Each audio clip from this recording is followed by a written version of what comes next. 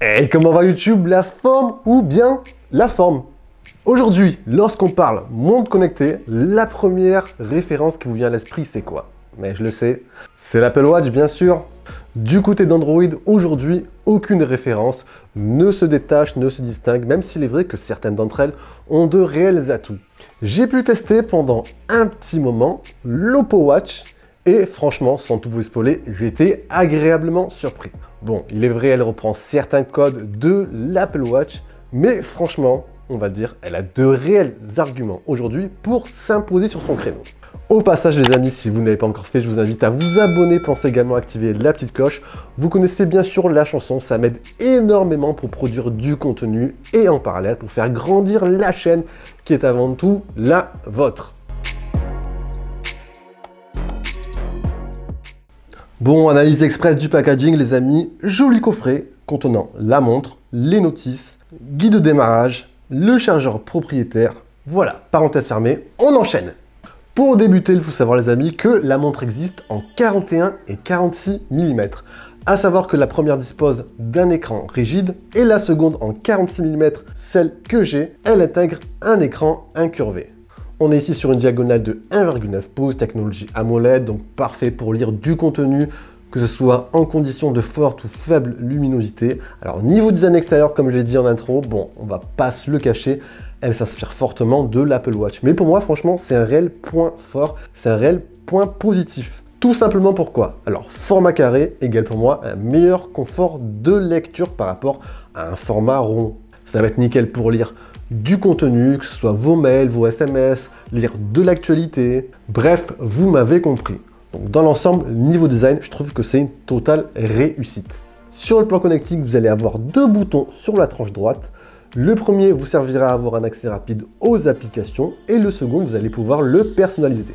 En l'occurrence, moi j'ai mis ici un accès rapide aux entraînements, mais vous pouvez mettre par exemple un accès rapide à vos contacts. Et côté gauche du cadran, on retrouvera un haut-parleur. Un haut-parleur car oui, point très pratique, vous allez pouvoir répondre et passer des appels via la montre.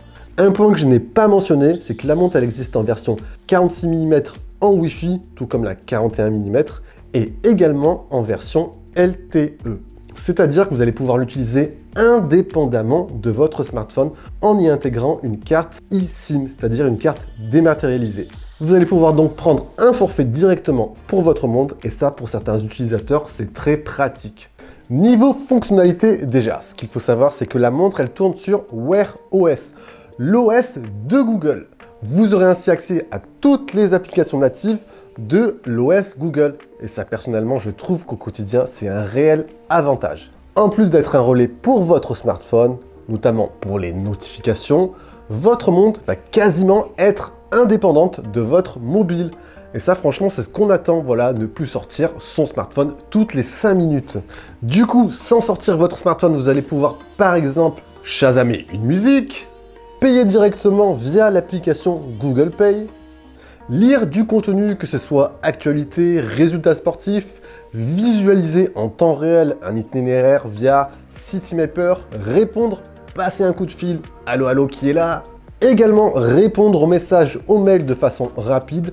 Bref, pas mal de fonctionnalités qui, mises bout à bout, vous feront au quotidien moins utiliser votre smartphone. Après, pour celles et ceux qui souhaitent utiliser la montre comme un tracker sportif ou encore pour la santé, franchement, elle fera parfaitement le taf.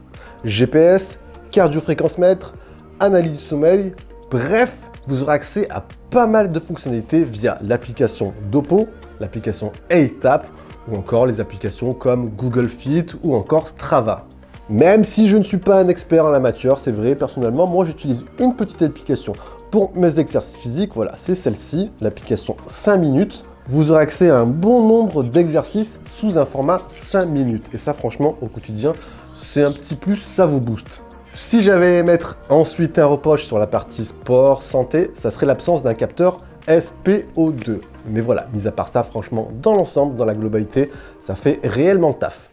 On aborde la partie sur laquelle j'ai été un peu déçu et à la fois surpris.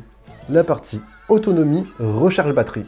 Pour mon usage qui est tout bonnement, on va dire basique, notification, réponse aux messages de façon rapide, lire quelques contenus d'actualité sportive et de temps en temps des exercices physiques via l'application. Honnêtement, j'ai pu tenir à peu près un jour et demi grand maximum.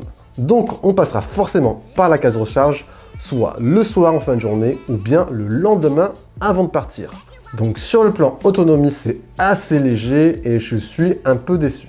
Par contre, en parallèle, super étonné de la recharge ultra rapide.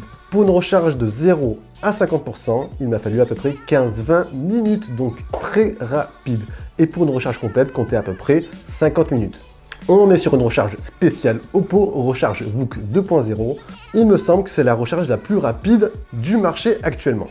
Après, je le rappelle, c'est bien sûr une montre qui tourne sur l'OS Wear de chez Google. Un OS très gourmand sur le plan autonomie. Encore aujourd'hui, très peu de montres connectées tiennent au-delà des 2-3 jours sur cet OS. Pour ma part, j'en retiendrai quoi de cette montre connectée? Finition tout simplement exemplaire. Cadre en alliage d'aluminium, écran technologie AMOLED et super fluide au quotidien. Sensation véritablement premium dans l'ensemble. Vous avez une montre connectée qui tourne sur l'OS Wear de Google, qui intègre ainsi pas mal de fonctionnalités très pratiques. Vous avez une partie sport santé quasi complète et une recharge ultra rapide. Après, je mettrai tout de même un bémol sur l'autonomie qui est pour moi très faiblarde et sur le manque d'un capteur SPO2 sur la partie sport santé. Mais voilà, mis à part ces 2-3 points sur lesquels Oppo doit faire encore davantage d'efforts, dans l'ensemble, c'est une montre connectée que je recommande à 100% sur Android. Et voilà les amis, j'espère que ce test de cette montre connectée de chez Oppo, l'Oppo Watch, vous aura permis d'y voir un peu plus clair sur celle-ci. Si vous avez des questions, bien sûr, ça se passe en bas dans les commentaires. On se dit à la prochaine. Prenez soin de vous. C'était Jojo. Allez, ciao ciao.